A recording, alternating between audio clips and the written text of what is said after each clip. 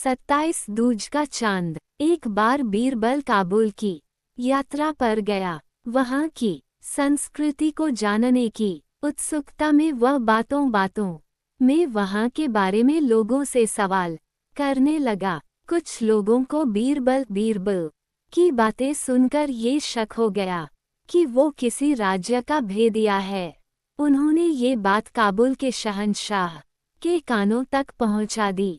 काबुल के शहंशाह ने बिना देर किए बीरबल को गिरफ्तार करने सैनिकों की टुकड़ी भेज दी। बीरबल को गिरफ्तार काबुल के शहंशाह के सामने पेश किया गया। काबुल के शहंशाह ने बीरबल से पूछा, कौन हो तुम? हमारे राज्य में क्या कर रहे हो?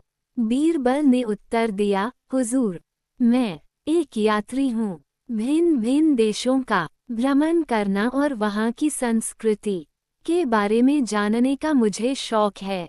किस देश के निवासी हो तुम और कौन है तुम्हारा राजा? काबुल के शहंशाह ने पुनः प्रश्न किया, हुजूर, मैं हिंदुस्तान का निवासी हूँ और वहाँ के शहंशाह जलालुद्दीन अकबर हैं। बीरबल ने शालीनता से उत्तर दिया, ओह, बादशाह अकबर और हमारे बारे में यदि एक शब्द में कुछ कहना पड़े तो क्या कहोगे?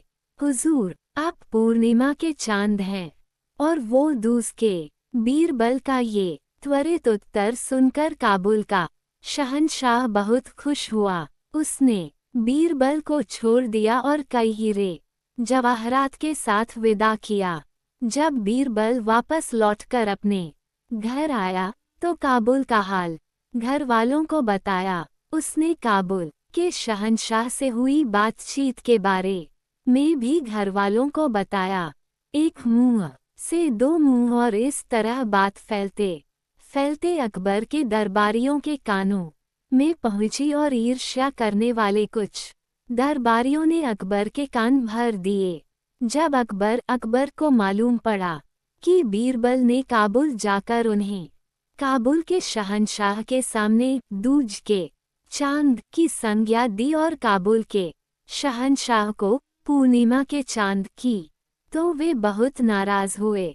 अगले दिन जब दरबार लगा तो उन्होंने बीरबल पर व्यंग्य बाण छोड़ते हुए कहा, क्यों बीरबल, काबुल जाकर तुम तो काबुल के हो गए। वहाँ का शहंशाह तुम्हें पूर्णिमा का चांद लगता है और हम दूज के, तो फिर तुम हमारे दरबार में क्या कर रहे हो? जिसकी बड़ाई करते हो उसकी के दरबार में रहो। बीरबल समझ गया कि दरबारियों ने अकबर के कान भर दिए हैं। उसने तुरंत उत्तर दिया, हुजूर, पहले आप मेरी पूरी बात सुन लीजिए, फिर कोई निष्कर्ष निकालिए। पूर्णिमा का चांद आकार में चाहे कितना ही बड़ा क्यों न हो, प्रतिदिन घटता चला जाता है और अमावस्या के दिन पूरा अदृश्य हो जाता है। लेकिन दूज का चांद प्रतिदिन बढ़ता जाता है।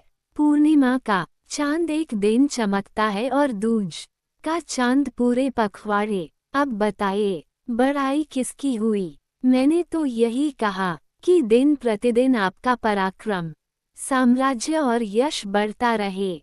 बीरबल की बात सुनकर अकबर की नाराजगी खत्म हो गई और उन्होंने बीरबल को कई वस्त्र और आभूषण उपहार में दिए। इधर ईर्ष्या करने वाले दरबारी अपना समूह ले